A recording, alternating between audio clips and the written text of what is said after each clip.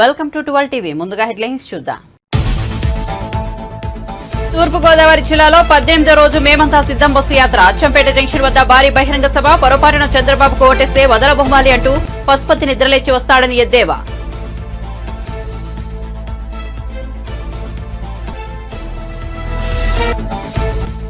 కర్నూలు జిల్లా ఆలూరులో ప్రజాగలం. దుర్మార్గపు పాలన అంతమొందించడానికే 3 పార్టీలు కలిశాయన్న చంద్రబాబు. ఏపీలో మరో చరిత్రకు శ్రీకారం చుట్టే తరుణం ఇదేనని వ్యాఖ్యలు.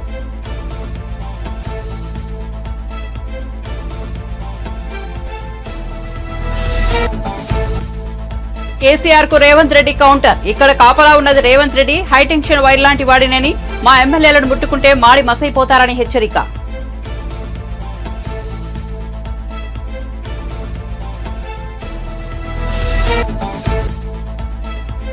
భార్య వసుంధరతో కలిసి హిందూపురం ఆర్ఓ కార్యాలయంలో నామినేషన్ వేసిన బాలియా. కుప్పంలో నామినేషన్ దాఖలు చేసిన నారా భువనేశ్వరి. ఆలయం మస్జిద్ చర్చిలో నామినేషన్ పత్రాలతో ప్రత్యేక పూజలు, ప్రార్థనలు.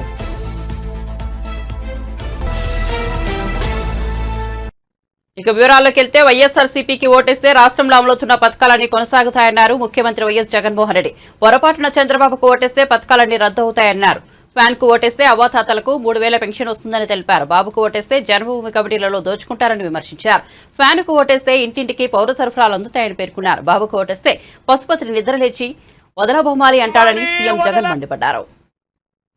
పశుపతి నిద్రలేస్తాడు, వదల బొమ్మాలి వదల అంటూ మళ్ళీ మీ రక్తం తాగేందుకు, మళ్ళీ 5 ఏళ్లు మీ రక్తం తాగేందుకు మీ ప్రతి ఇంటికి కూడా వస్తాడు. జాగ్రత్త సుమా. ఫ్యాన్ కు ఓటు వేస్తే విత్తనం నుంచి పంట అమ్మకం వరకు సేవలు అందిస్తా ఉన్న రైతు భరోసా కేంద్రాలన్నీ కూడా కొనసాగుతాయి. లేదంటే ఆర్బీకే వ్యవస్థకు బాబు మార్పు, కత్తిరింపులు, ముగింపు. ఫ్యాన్ కు ఓటు వేస్తేనే రైతన్నలకు వైఎస్ఆర్ రైతు భరోసా కింద పెట్టుబడికి సహాయంగా ప్రతి సంవత్సరం క్రమం తప్పకుండా రైతన్నకు ఆదుకుంటూ వైఎస్ఆర్ రైతు భరోసా కార్యక్రమం జరుగుతుంది. ఫ్యాన్ మీద 2 ఓట్లు వేస్తేనే ఉచిత పంటల బీమా. ఫ్యాన్ మీద 2 ఓట్లు వేస్తేనే 0 వడ్డీకే పంట రుణాలు. ఫ్యాన్ మీద 2 ఓట్లు వేస్తేనే సకాలంలో ఇన్పుట్ సబ్సిడీ. ఫ్యాన్ మీద 2 ఓట్లు వేస్తేనే పగటి పూటే రైతన్నకు 9 గంటల పాటు ఉచిత విద్యుత్. ఫ్యాన్ మీద 2 ఓట్లు వేస్తేనే దళారీలు లేని ఆర్బీకే వ్యవస్థతో ధాన్యం కొనుగోలు అన్నది, ఇతర పంటల కొనుగోలు అన్నది, ఇవన్నీ కూడా జరగాలి అనంటే ఒక్క ఫ్యాన్ గుర్తు మీద 2 ఓట్లు వేస్తేనే అన్నది ప్రతి ఒక్కరూ గుర్తు పెట్టుకోండి. లేదంటే మళ్ళీ చంద్రబాబు మార్కు పాలన, మళ్ళీ కత్తిరింపులు, మళ్ళీ పథకాలన్నీ కూడా ముగింపు. ప్రతి ఒక్కరూ కూడా జాగ్రత్తగా ఆలోచన చేయండి. ఫ్యాన్ కు ఓటు వేస్తేనే గవర్నమెంట్ బడులల్లో ఇంగ్లీష్ మీడియం. ఫ్యాన్ కు ఓటు వేస్తేనే గవర్నమెంట్ బడులల్లో రూపురేఖలు మారుస్తూ నాడు నేడు 3వ తరగతి నుంచే టోఫుల్ శిక్షణ, 3వ తరగతి నుంచే సబ్జెక్ట్ టీచర్ కాన్సెప్ట్, 3వ తరగతి నుంచే బైజూస్ కంటెంట్, 6వ తరగతికి వచ్చేసరికి ఆ పిల్లల క్లాస్ రూములలో ఏకంగా డిజిటల్ బోధన, ఐఎఫ్పి ప్యానెల్స్, 8వ తరగతికి వచ్చేసరికి ఆ పిల్లల చేతుల్లో ట్యాబ్స్. పెద్ద చదువులకు 100% ఫీజు రీయింబర్స్మెంట్ ఇస్తూ ఏ తల్లి ఏ తండ్రి కూడా అప్పులు పాలయ్యే పరిస్థితి రాకుండా ఆ తల్లిదండ్రులకు, ఆ పిల్లలకు తోడుగా విద్యా దీవెన, వసతి దీవెన. డిగ్రీ చదువుతా ఉన్న పెద్ద పిల్లలకు ఆ పెద్ద చదువులలో సర్టిఫైడ్ ఆన్లైన్ వర్టికల్స్ ద్వారా విదేశాల్లోని అత్యున్నత విశ్వవిద్యాలయాలకు మన కాలేజీలు అనుసంధానం. తొలిసారిగా డిగ్రీలో మ్యాండేటరీ ఇంటర్న్షిప్.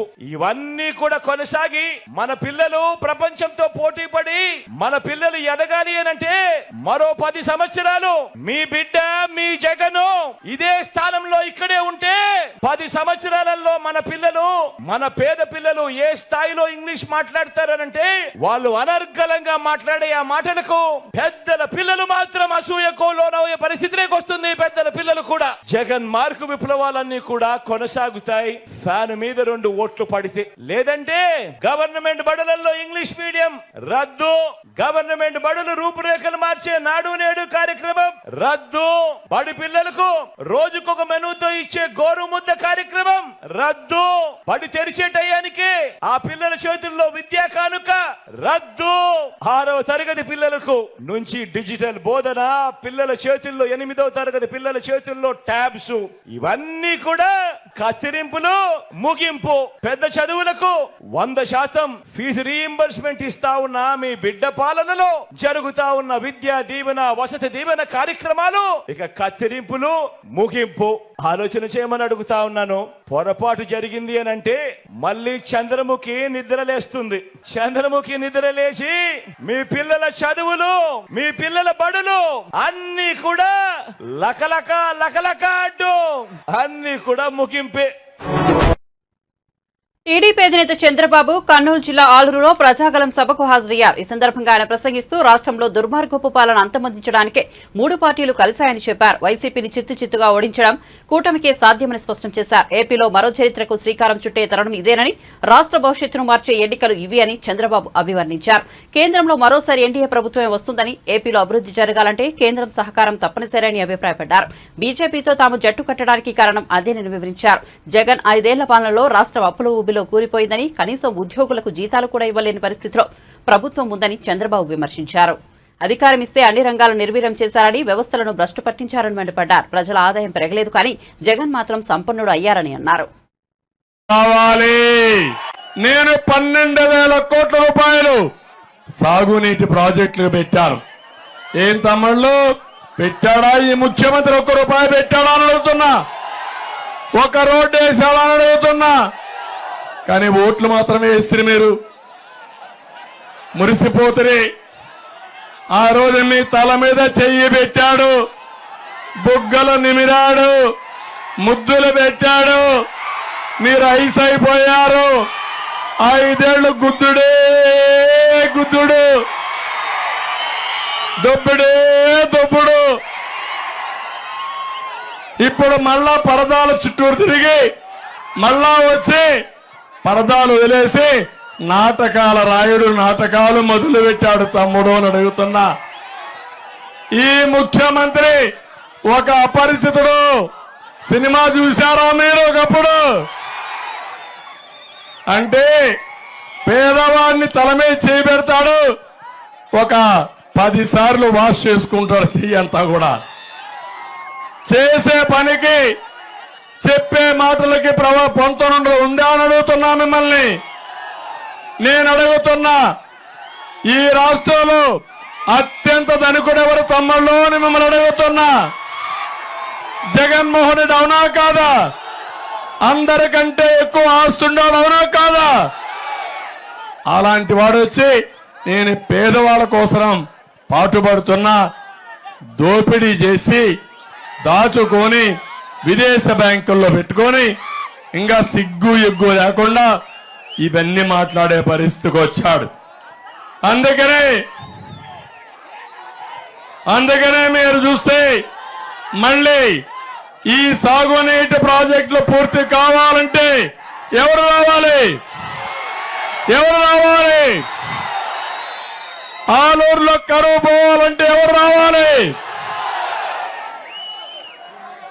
మీకు ఏ పని చేయకుండా ఈ జిల్లాలో మీరు చూస్తే ఒకసారి చూస్తే ఇష్టానుసారంగా సహజ వనరులు దోచుకున్నాడు, భూములు దోచుకున్నాడు, అవకాశాలు దోచుకున్నాడు.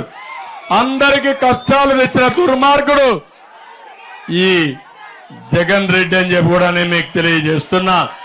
నేను చెప్తున్నా, నేను జిల్లాల్లో ఏం చేశానో చెప్తా. నీకు ధైర్యం ఉంటే దీనికి సమాధానం చెప్పమని అడుగుతున్నా. నేను చిత్తూరు జిల్లాలో 10ల సంఖ్యలో ఎలక్ట్రానిక్ పరిశ్రమలు తీసుకొచ్చి యువతకు ఉపాధి కల్పించిన పార్టీ తెలుగుదేశం పార్టీ. ఇక్కడే కర్నూలు జిల్లాలో జైన్ ఇరిగేషన్ ప్రాజెక్ట్ అయితే 365 కోట్లు, నందికొట్కూరులో మెగా సీడ్ ఫ్యాక్టరీ కోసం 650 కోట్ల రూపాయలు పెట్టుబడి. ఇక్కడ తమతో 20 మంది ఎమ్మెల్యేలు టచ్ లో ఉన్నారంటూ బీఆర్ఎస్ అధినేత కేసీఆర్ చేసిన వ్యాఖ్యలకు ముఖ్యమంత్రి రేవంత్ రెడ్డి కౌంటర్ ఇచ్చారు. ఇక్కడ కాపలా ఉన్నది రేవంత్ రెడ్డి. మా ఎమ్మెల్యేలను ముట్టుకుంటే మాడి మసైపోతామని హెచ్చరించారు.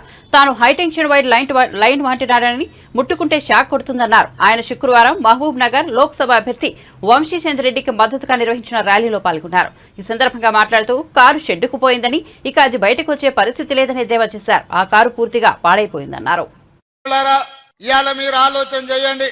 ఆనాడు 2009లో కరీంనగర్ ప్రజలు తిరస్కరించి, కరీంనగర్ ప్రజలు బండకేసి కొడతామని కేసీఆర్ వెంటబడి తరుముతే, అక్కడి నుంచి పారిపోయి పాలమూరు వలస వస్తే, మీరందరూ మనమందరం ఆనాడు తెలంగాణ ఉద్యమంలో తెలంగాణ రాష్ట్రం రావాలి, ఆ రాష్ట్రాన్ని సాధించాలంటే పాలమూరు నుంచి కేసీఆర్ ను పార్లమెంటుకు పంపించాలి అని ఆలోచన చేసి, పార్టీలకు జెండాలకు ఎజెండాలకు అతీతంగా ఆనాడు పెద్దలు విఠలరావు గారిని కాదని కూడా చాలా మంది చంద్రశేఖరరావు ఈ పాలమూరు నుంచి పార్లమెంటుకు పంపించారు. నేను ఇవాళ అడుగుతున్నా, ఈ పాలమూరు జిల్లా కష్టకాలంలో ఉన్న నిన్ను, పాలమూరులో ఊరు లేకపోయినా పార్లమెంటులో నోరు లేకపోయినా నిన్ను పార్లమెంటు సభ్యుడిగా గెలిపించి పంపిస్తే తెలంగాణ రాష్ట్రం వచ్చింది. వచ్చిన రాష్ట్రంలో మా పాలమూరుకు ఇచ్చిందేంది, నువ్వు తెచ్చిందేందని నేను ఈరోజు చంద్రశేఖరరావుని అడుగుతున్నా. రంగారెడ్డి ఎత్తిపోతలు గాని, కల్వకుర్తి లిఫ్ట్ ఇరిగేషన్ గాని, కోయిల్ సాగర్, భీమా, నెట్టెంపాడు ఏదైనా ప్రాజెక్టులు 10 ఏళ్లలో పూర్తి చేసినవా? ఏదైనా పరిశ్రమలు మా పాలమూరుకు తీసుకొచ్చినవా?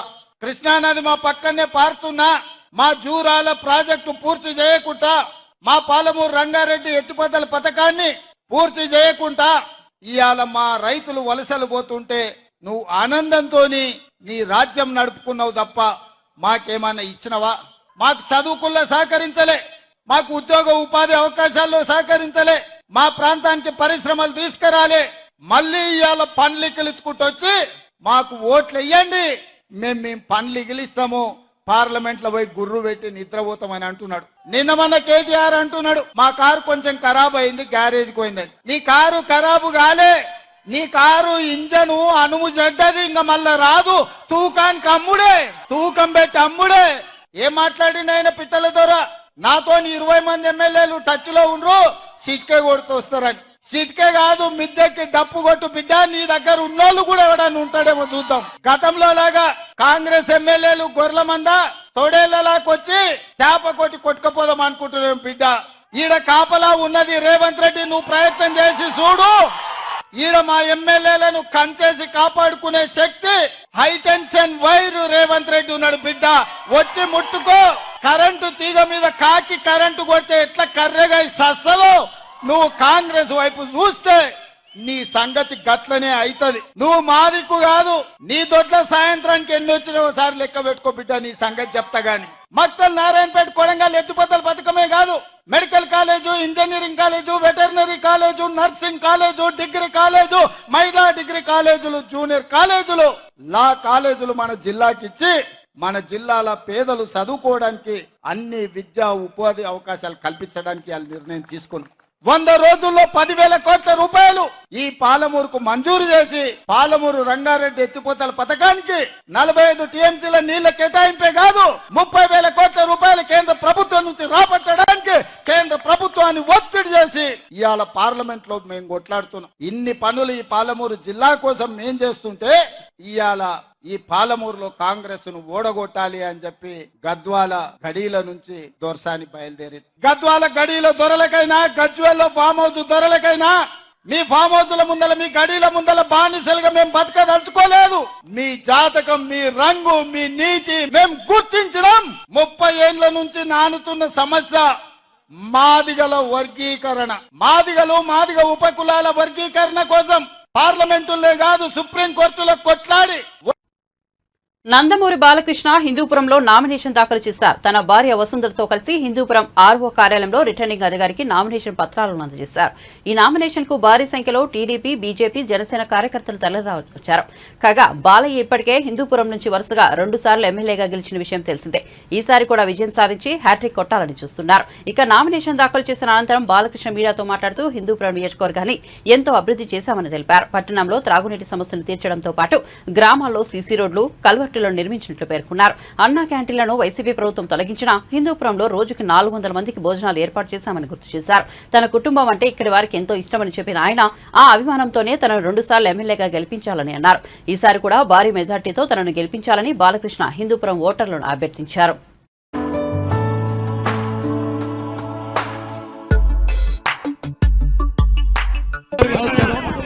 ఈరోజు నేను నామినేషన్ వేయడం జరిగింది. మనం 2 సార్లు గెలిపించారు హిందూపూర్ ప్రజలంతా. అలాగే మొత్తం నియోజకవర్గం అంతా కూడా ఇవాళ నాన్నగారు అప్పుడు 3 సార్లు ఇక్కడి నుంచి ప్రాతినిధ్యం వహించడం జరిగింది. మళ్ళీ నేను 3వ సారి ఇక్కడి నుంచి నిలబడుతున్నాను, ఎన్నికల బరిలో ఉన్నాను. ఎంతో అభివృద్ధి చేశాం హిందూపూర్కి. అంటే ప్రతి వాళ్ళ గుండెల్లో మా కుటుంబం అంటే ఒక అభిమానం. ఎందుకంటే చెప్పిన మాట నిలబెట్టుకుంటారు వీళ్ళు, చేస్తారు, అభివృద్ధి చేస్తారు. ప్రజల దేవుళ్ళు అందులో నేను ఖర్చుకుంటే నేను ఒక నాన్నగారు ఆయనే స్ఫూర్తిగా తీసుకుని మరి ఇక్కడ హిందూపూర్ నుంచి 2 సార్లు ఎన్నో అభివృద్ధి కార్యక్రమాలు చేపట్టాం. 2వ సారి కూడా చేశాం. 2వ సారి కూడా మన ప్రతిపక్షంలో ఉన్నప్పుడు కూడా ఇక్కడ నీళ్లు సమస్య మెయిన్గా ఆ నీళ్లు కూడా పెట్టి హిందూపూర్ పట్టణానికి ప్రత్యేకమైన పైప్ లైన్ వేసి, అలాగే ఇక్కడ మండలాల్లో అన్ని గ్రామాల్లో కూడా సీసీ రోడ్లు అయితే సీసీ ట్రైన్లు అయితే అన్నీ డెవలప్ చేయడం జరిగింది. సో ఇవాళ ప్రతిపక్షంలో ఉంటూ కూడా కోవిడ్ సమయంలో అయితేనేమి, కోవిడ్ సమయంలో ప్రభుత్వం నుంచి ఏ సహాయ సహకారాలు అందలేదు ఇక్కడ ప్రజలకి. నేను అలాగే నా కార్యకర్తలు అయితేనేమి, నా అభిమానులు అయితేనేమి అందరూ కూడా వాళ్ళు నా దారిలోనే, అంటే ఎటువంటి విపత్కర పరిస్థితి వచ్చినా వాళ్ళందరూ కూడా మేమంతా కూడా నాన్నగారిని ఆదర్శంగా తీసుకుని నేను ముందుకెళ్ళటం, నాన్నకి వాళ్ళు అభిమానులు కూడా కార్యకర్తలు అయితేనేమి అందరూ కూడా చేయడం జరిగింది. అలాగే ఎన్నో ఊళ్ళలో మనం కలవట్లు కానీ సీసీ ట్రైన్లు ఇవన్నీ కూడా ప్రతిపక్షాలు ఉంటూ కూడా డెవలప్ చేయడం జరిగింది. అలాగే ఆరోగ్య రథం, ఎన్టీఆర్ ఆరోగ్య రథం అయితేనేమి, లేకపోతే ఏదైతే అన్నా క్యాంటీన్ తీసేశారో ఇక్కడ మన మళ్ళీ రోజుకి 400 మందికి ఉచితంగా భోజనాలు పెట్టడం, ఇవన్నీ కూడా చేస్తూ ఉన్నాం. సో ఇవన్నీ ప్రజలు గమనిస్తూనే ఉన్నారు. రాష్ట్రం కూడా చూస్తే మనం ఎంతో 10 ఏళ్ళు 20 ఏళ్ళు వెనక్కి పడిపోయింది మన రాష్ట్రం అన్ని విషయాల్లో. అంటే ఉద్యోగ కల్పనలో అయితేనేమి, అభివృద్ధి సంక్షేమ విషయాల్లో అయితేనేమి, మొత్తం వైద్యం, విద్య అన్ని విషయాల్లో రాష్ట్రం ఎంతో వెనకబడింది. ఇప్పుడు మళ్ళీ దాన్ని పునరావృతం చేయాలి. ప్రపంచ దేశాలకే ముందు చూపు, అంటే విజన్కి ఆదర్శం నారా చంద్రబాబు నాయుడు గారు. మళ్ళీ ఆయన ముఖ్యమంత్రి కావాలని అందరూ కోరుకుంటున్నారు. ప్రత్యేక హోదాను జగన్ విస్మరించారని కడప ఎంపీ కాంగ్రెస్ అభ్యర్థి వైఎస్ షర్మిల ఆగ్రహం వ్యక్తం చేశారు. రాజధాని లేని రాష్ట్రంగా ఏపీని మార్చారని మండిపడ్డారు. ఎన్నికల ప్రచారంలో భాగంగా కర్నూలు జిల్లా ఆలూరులో న్యాయయాత్ర చేపట్టారు. వేదావతి ప్రాజెక్టు ఎందుకు పూర్తి చేయలేదని ప్రశ్నించారు. నియోజకవర్గం కనీసం ఒక్క ఇంతన్నా అభివృద్ధి చెందిందా? ఒక్క ప్రాజెక్ట్ అయినా పూర్తి చేసుకున్నారా? ఒక్క రకంగానైనా బాగుపడ్డారా? మరి ఎందుకు వేయాలన్నా వీళ్ళకు ఓట్లు? మంత్రి కూడా అట కదా, కార్మిక శాఖ మంత్రి. ఎంతమంది బిడ్డలకు ఉద్యోగాలు వచ్చాయి? ఇప్పుడేమో ఇక్కడ పనికిరాడని పక్కన ఎక్కడో గుంతకల్లో వేశారట కదా. అంటే ఒక చోట చెత్త తీసి ఇంకో చోట వేయడం అనమాట. ఆ క్యాండిడేట్ మంచోడైతే మళ్ళీ ఓట్లు పడేటట్టయితే ఇక్కడే నిలబెట్టవచ్చు కదా, మళ్ళీ పక్కన ఎందుకు పంపించాలి? ఇక్కడ ఫెయిల్ అయ్యాడనే కదా ఇంకో చోటికి పంపిస్తున్నారు. జగన్మోహన్ రెడ్డి గారి వల్ల చేతనైందా ప్రత్యేక హోదా తేవడం? జగన్మోహన్ రెడ్డి గారి వల్ల చేతనైందా ఒక రాజధాని కట్టడం? పక్కన బెంగళూరు చూస్తున్నాం, హైదరాబాద్ చూస్తున్నాం, చెన్నై చూస్తున్నాం. మనకేముందన్నా? ఏముంది? చిప్ప. ఏం చెప్పారు జగన్మోహన్ రెడ్డి గారు? ఇలాగే 5 సంవత్సరాల కింద ఈ ఊర్లోనే మీటింగ్ పెట్టి ఎన్ని మాటలు చెప్పారు? వేదావతి ప్రాజెక్టు పూర్తి చేస్తామని చెప్పలేదా? 80,000 ఎకరాలకు నీళ్లు ఇస్తామని చెప్పలేదా జగన్మోహన్ రెడ్డి గారు? మరి 5 సంవత్సరాలు అయింది జగన్మోహన్ రెడ్డి గారు ముఖ్యమంత్రి అయ్యి. ఎందుకు అవ్వలేదన్నా వేదావతి ప్రాజెక్టు? ఇక్కడ దారిలో వస్తుంటే చూసాం. ఒక శిలా పథకం ఏమో రాజశేఖర రెడ్డి గారు వేశారు, దాని పక్కనే 2 అడుగులు పక్కన జగన్మోహన్ రెడ్డి గారు శిలా పథకం వేశారు. పోనీ ప్రాజెక్ట్ ఏదైనా మొదలైందంటే ఇంకా ప్రాజెక్టే మొదలు కాలేదట. శిలా పథకాల ప్రభుత్వంలో మిగిలిపోయింది జగన్మోహన్ రెడ్డి గారి ప్రభుత్వం. పోనీ టమోటా కోసం జగన్మోహన్ రెడ్డి గారు ఏం చెప్పారు? ప్రాసెసింగ్ యూనిట్ పెడతామని చెప్పలేదా? కోల్డ్ స్టోరేజ్ పెడతామని చెప్పలేదా? వచ్చిందా అన్న? ప్రాసెసింగ్ యూనిట్ వచ్చిందా? కోల్డ్ స్టోరేజ్ వచ్చిందా? 5 సంవత్సరాలు అయింది. ఇంకా రాకపోతే ఇంకా ఎప్పుడు వస్తుంది? మళ్ళీ ఓట్లేస్తే వస్తుందా? ఇట్లాంటి వాళ్ళకి ఓట్లు వేసినా ఒకటే, డ్రైనేజ్ లో ఓటు వేసేసినా ఒకటే, వేస్ట్ చేసుకున్నా ఒకటే. ఇలాంటి చెత్త వాళ్ళకు వేస్తే ఇక్కడ చెత్త సరిపోలేదని ఈ చెత్తను తీసుకెళ్లి గుంతకల్లో వేశారట. ఏం చెప్పారు జగన్మోహన్ రెడ్డి గారు? ఇలాగే మైకు పెట్టుకొని 3000 కోట్లతో ఒక ధర స్థిరీకరణ నిధి ఏర్పాటు చేస్తాము, ఏ రైతు మద్దతు ధర లేకుండా అమ్ముకునే అవసరం లేదు అని చెప్పారు. చేశారా? 5 సంవత్సరాలైంది. కనీసం ఒక్క సంవత్సరమైనా 3000 కోట్లు రైతుల మద్దతు ధర కోసం పక్కన పెట్టాడా జగన్మోహన్ రెడ్డి గారు? 4000 కోట్లతో పంట నష్టపోతే పంట నష్టం కింద ఒక నిధి ఏర్పాటు చేస్తాము ప్రతి సంవత్సరము అన్నారు. ఒక్క సంవత్సరమైనా పంట నష్టపోతే ఒక్క సంవత్సరమైనా పంట నష్టపరిహారం వచ్చిందన్నా? కనీసం డ్రిప్ వేసుకుందామంటే సబ్సిడీ ఉందా? లేదు. వీళ్ళ రాజశేఖర రెడ్డి గారి ఆశయాలను నిలబెట్టేది మొత్తం రైతులందరినీ అప్పులు పాలు చేశారు, ఆత్మహత్యలు చేసుకునేటట్టు చేస్తున్నారు. పోనీ బిడ్డలకు ఉద్యోగాలు వస్తున్నాయి అంటే ఉన్న ఉద్యోగాలు కూడా పోతున్నాయి ఉన్న వాళ్ళకి. ఇక లేని బిడ్డలకు ఉద్యోగాలు రాక ఎంతమంది వలసలు పోతున్నారు. టీడీపీ అధినేత మాజీ ముఖ్యమంత్రి నారా చంద్రబాబు నాయుడు తరపున కుప్పంలో ఆయన భార్య భువనేశ్వరి నామినేషన్ దాఖలు చేశారు. కుప్పంలో రిటర్నింగ్ అధికారికి నామినేషన్ పత్రాలను ఆమె అందజేశారు. అంతకుముందు ఆమె టీడీపీ, జనసేన, బీజేపీ శ్రేణులతో కలిసి భారీ ర్యాలీగా ఆర్ఓ కార్యాలయానికి చేరుకున్నారు. కాగా నామినేషన్ దాఖలకు ముందు భువనేశ్వరి శుక్రవారం ఉదయం ఆలయం, మసీదు, చర్చిలో నామినేషన్ పత్రాలతో ప్రత్యేక పూజలు, ప్రార్థనలు నిర్వహించిన విషయం తెలిసిందే. దీనిలో భాగంగా స్థానిక ప్రసన్న వరదరాజస్వామి ఆలయంలో చంద్రబాబు నామినేషన్ పత్రాల నుంచి భువనేశ్వర్ ప్రత్యేక పూజలు నిర్వహించారు. అనంతరం లక్ష్మీపురంలో ఉన్న మసీద్ ఆవరణలో ప్రార్థనలు చేశారు. ఆ తర్వాత బాబునగర్ లో ఉన్న చర్చిలో ప్రార్థనలు నిర్వహించారు.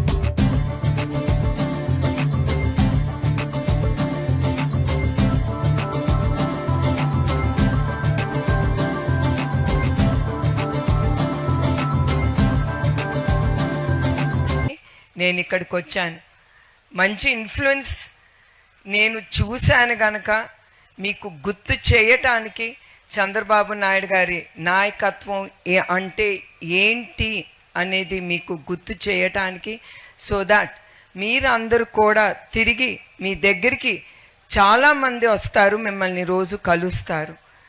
అట్లా మీరు వాళ్ళందరికీ మన రాష్ట్రానికి ఏది ముఖ్యం అది కూడా చంద్రబాబు నాయుడు గారి నాయకత్వం కింద ఆయన ఏం మంచి చేశారు అనేది మీరు చెప్పగలరని మిమ్మల్ని అందరినీ ఇవాళ కలుసుకుంటున్నాను.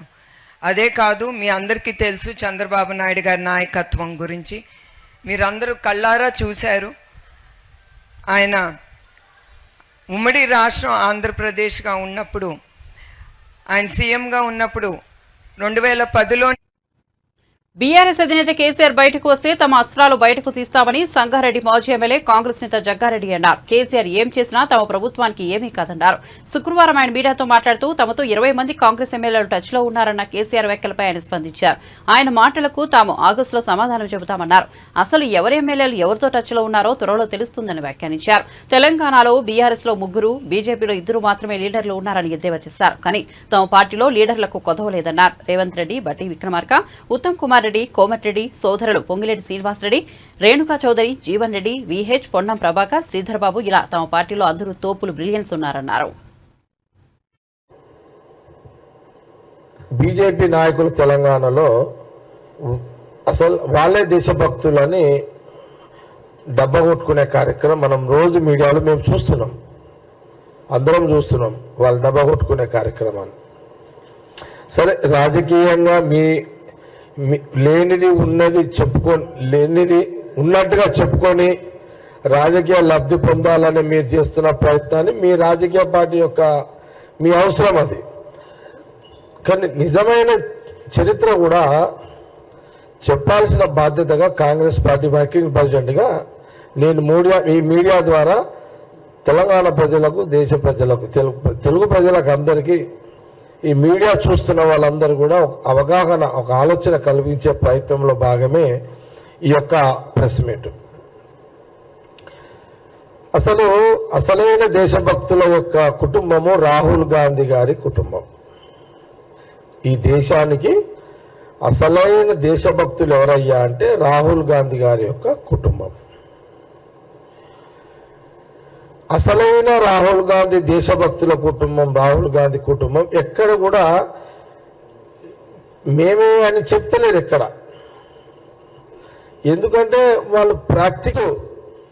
నాకు ఎట్లా అంటే నేను అంచనా వేస్తా 1 year తర్వాత ఏమవుతుంది, 5 ఏళ్ళకి ఏమవుతుంది, 10 ఏళ్ళకి కూడా ఏం జరుగుతుంది రాజకీయంగా, 20 ఏళ్ళకి ఏమవుతుంది అనేది కూడా నేను అంచనా వేయగలుగుతా. ఆ తెలివి నాకు బై బర్త్లో నాకు వచ్చింది. నో కామ్ ఇప్పుడు ప్లీజ్, నేనేం మాట్లాడా.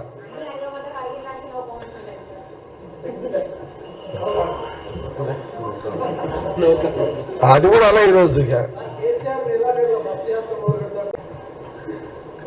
బీఆర్ఎస్ లో ఒక తోపే, ఇక్కడ మాతో సర్వ తోపులు ఉన్నాయి.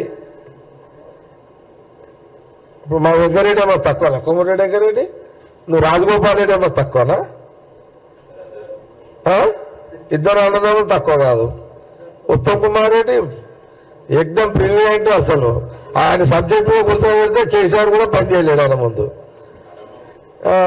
రేవంత్ రెడ్డి అది పెద్ద అన్ని తోపులే కదా. రేవంత్ రెడ్డి ఒక తోపు, బట్టి ఒక స్టైల్ తోపు.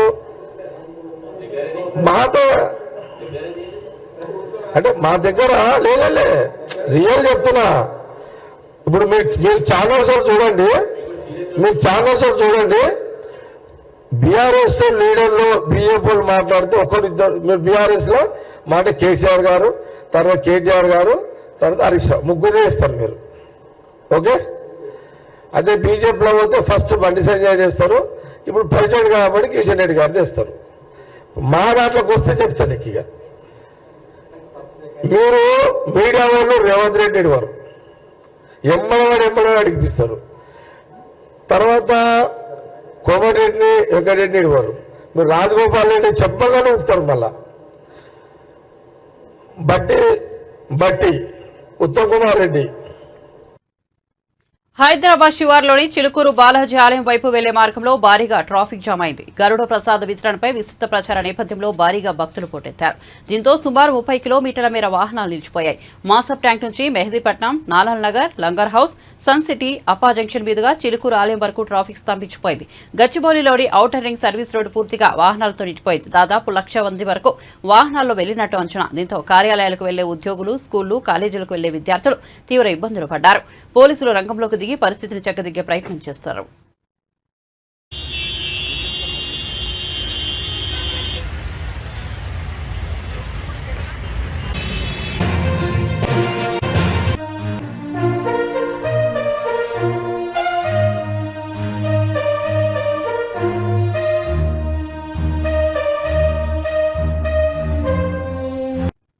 బులెటిన్ ముగించే ముందు హెడ్లైన్స్ మరోసారి చూద్దాం.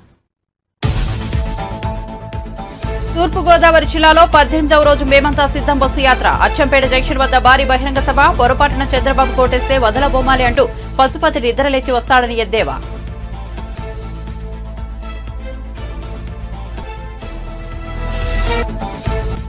కర్నూలు జిల్లా ఆలూరులో ప్రజాగలం దుర్మార్గ పాలన అంతమొందించడానికే 3 పార్టీలు కలిశాయన్న చంద్రబాబు. ఏపీలో మరో చరిత్రకు శ్రీకారం చుట్టే తరుణం ఇదేనని వ్యాఖ్యలు.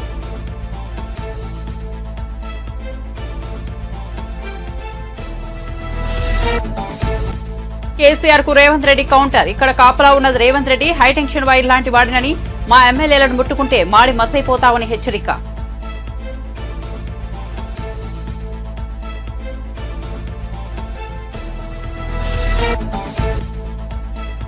భార్య వసుంధరతో కలిసి హిందూపురం ఆర్ఓ కార్యాలయంలో నామినేషన్ వేసిన బాలయ్య, కుప్పంలో నామినేషన్ దాఖలు చేసిన నారా భువనేశ్వరి, ఆలయం మసీద్ చర్చిలో నామినేషన్ పత్రాలతో ప్రత్యేక పూజలు, ప్రార్థనలు.